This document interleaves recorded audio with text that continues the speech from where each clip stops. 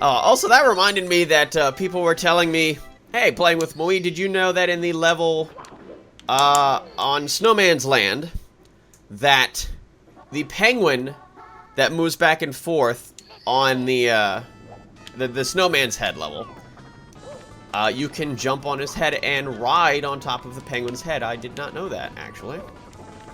That was, oh, hello. I was never informed of that, you know? I mean, I learned about all sorts of different tips and tricks and secrets and stuff when this game, you know, was still relatively new. Of course, the internet wasn't very big back then, and like I said, during that era, there was all sorts of, like, fake cheats and, you know, like, fake secrets and stuff.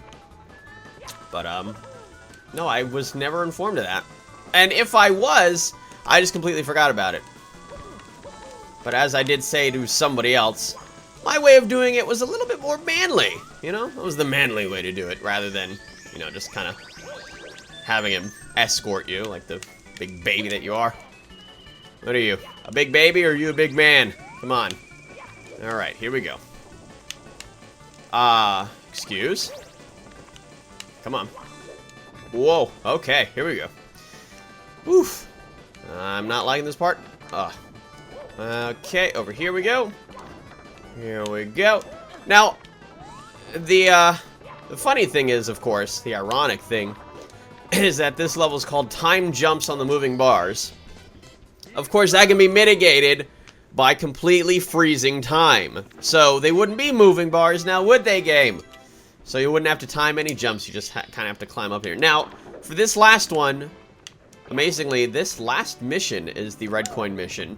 Usually it's like the 4th or the 3rd, or like the 5th one. And I like it. I like to do this one when, yeah, stop time for red coins.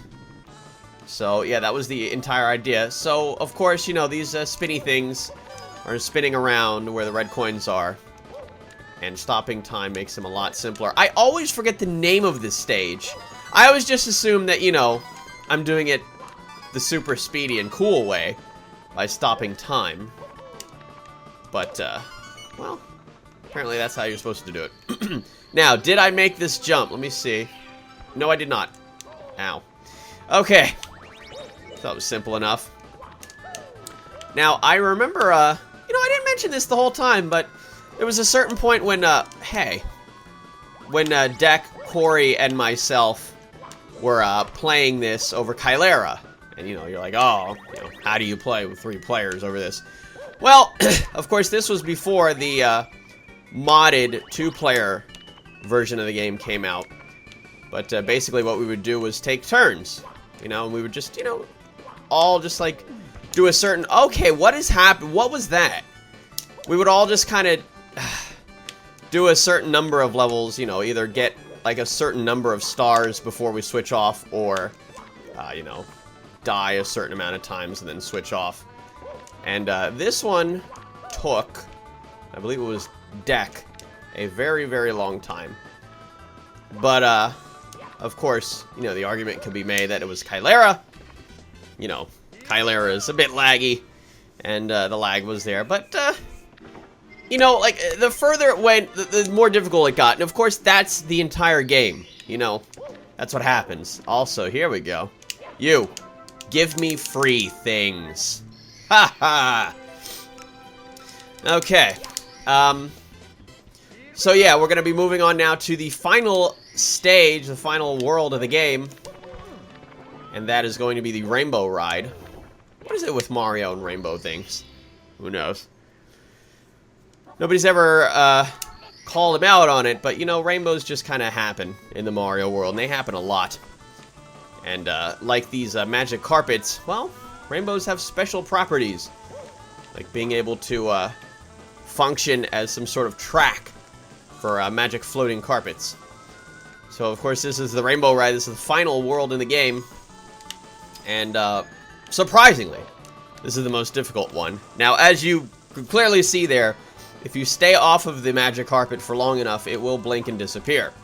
So you definitely want to be on it eventually. Can you, like, you know, do that dying thing? Excuse me.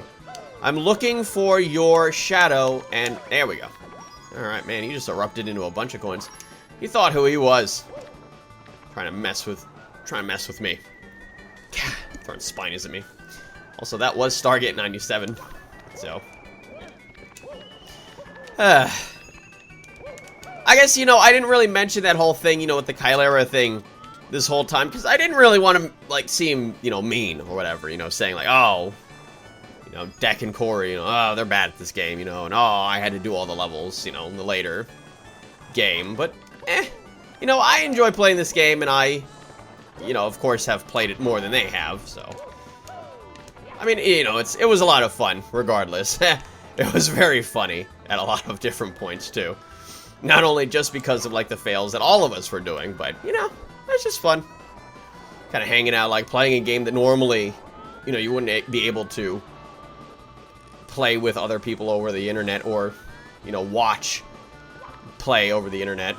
Of course they did, like, if they did, like, some sort of fancy streaming thing. But then again, that's not the same. Come on. Alright. Taking turns playing the game, that's what I meant. Here we go. Ever so slowly, oh my god. Spiraling up this crazy, crazy rainbow. This level, and there's another one, I believe, that takes you up here. They are notoriously evil. Very, very cruel. The star is somewhere here. God. Oh, that's right. Yeah, I remember the other one that you have to come up here for. Ugh. Actually, that one's not too terrible. Alright, there's the star. That is the star that I'm looking for. Of course, there's some crazy headwinds, but hey, too bad. You're not stopping me from getting that star. That is mine. My star. Cruiser crossing the rainbow. Stargate 98. Alright. This level, though, it's so huge and it's so open. The big house in the sky. And, there's just big puffy clouds everywhere that are, all pixely and whatever. But, you have to understand, growing up with this game, this level, it definitely captured my imagination. I felt very immersed with this game. I definitely felt like I was there, in the crazy, Mario world. And, I just found this level, really nice looking. With all the blue sky going on there and all manner of crazy enemies floating around. What was this one? Oh, right, the big house in the sky. Yeah. Okay. So, I have to kind of go the same way I did last time. Yeah. Wah. Alright. Whoa. Hey, here we go.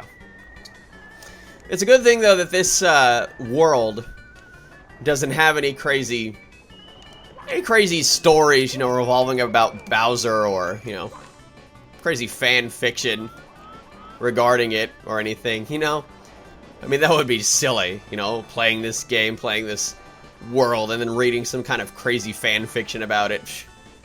Crazy. Unbelievable nonsense. Alright, here we go. This really isn't necessary, breaking this box. You know what? I enjoy doing it. Just watching it explode into a bunch of little, triangles. I did... Oh my. Oh my. Yeah, this part is particularly more evil than going the other way. Especially because it forces you to move quickly.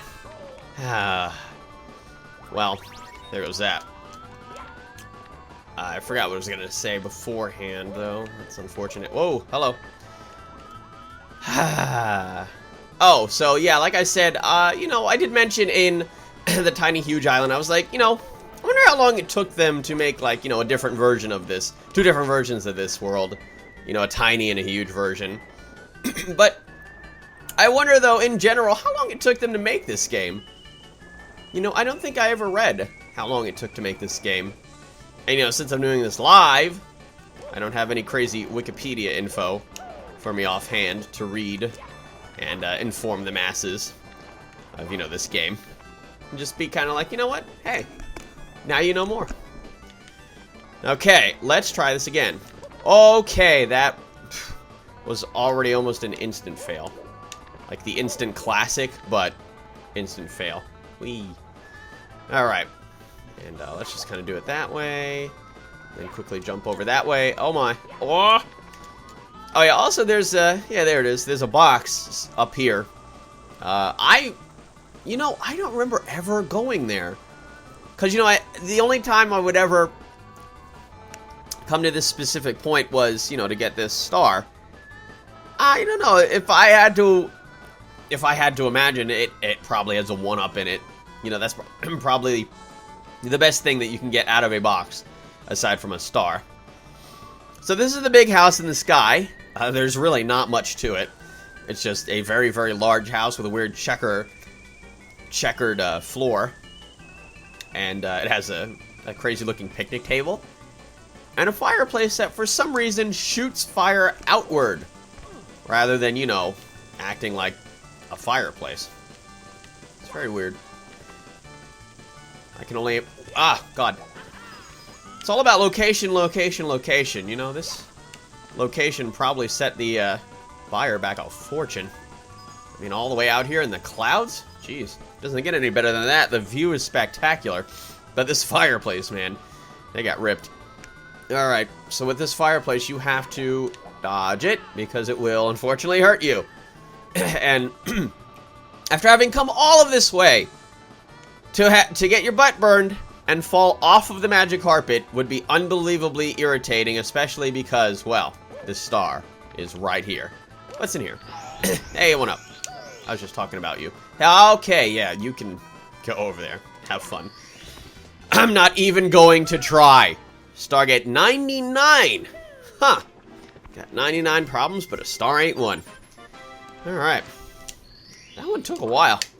Like I said, this is probably the largest level in the game. Coins amassed in a maze. Oh, yes, this is the red coins. Okay. I was gonna be like, what? Since when do I have to collect coins for a mission? I was like, oh, red coins. Yeah, it's all making sense now. Amazingly, though, you know what would be unbelievably evil? Is if this level had, you know, a secrets level. You know, you gotta find the 5 secrets. Luckily, it does not. Oh! God. Because, you know, this level is so massive, I can only imagine where they would put them all. God. Alright, here we go. And, whoa! Hello. And, bye. Okay. So this, this red coin mission isn't too terrible. Hello, friend. Explodey friend. Coin-giving friend. All manner of friends here in the crazy mushroom world. Oh, what the... I remember theory crafting, though, for, what was it? The Mushroom Kingdom and the Mushroom World in general. What was it? I remember saying, or, like, being under the impression that, you know, the Mushroom World is, you know, the entire world that, you know, the Mario and pals live on. So, the Mushroom Kingdom is ruled by Peach, but, you know, since you usually have to go through all of these insane places in the Mushroom World for each of the Mario games, you know, like, particularly I'm thinking of, like, Super Mario Bros. 1 and 3, especially since they have, like, named areas. You know, I'm thinking of 3. I always imagine that Bowser, has, you know, free reign over the rest of the Mushroom World, aside from the Mushroom Kingdom. But, only, you know, recently, I believe like about a year ago or so, Stargate 100. About a year or so ago, I learned that, Peach has magic that can, dispel evil. You know, which was apparently established in Super Mario RPG, which I played, but never really got that. Which is the reason why Bowser kidnaps her. I was under the impression that Bowser kidnaps her because he wants the Mushroom Kingdom.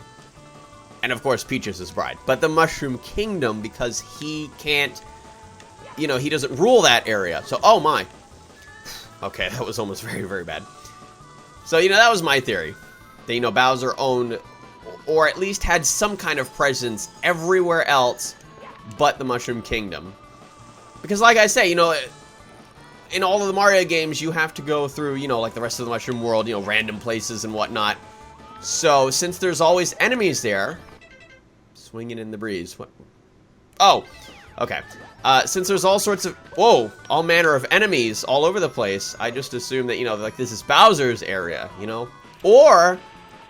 You know, now that I'm thinking about it, I love this. This is fun for me. Or, you know, it's just that he sent his troops there. And that's the reason why they're there, you know, to specifically just stop Mario. It's not that they're always there. They might be. You know, they might have, like, established bases or, like, headquarters or whatever. The Koopa Troop. But, oh my, that was a badly timed triple jump. But, yeah, you know, it's always fun to try to figure this stuff out. I'm not sure if any of this is actually established. I don't remember reading anything about it. But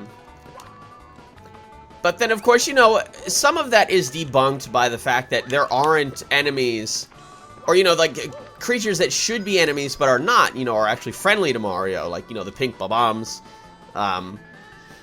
Every single partner in, you know, like the Paper Mario, the first couple games, anyway. You know, and then, you know, just like generic ones, you know, like the characters that you meet in the Paper Mario series and stuff, and RPGs and, you know, whatnot, whatever.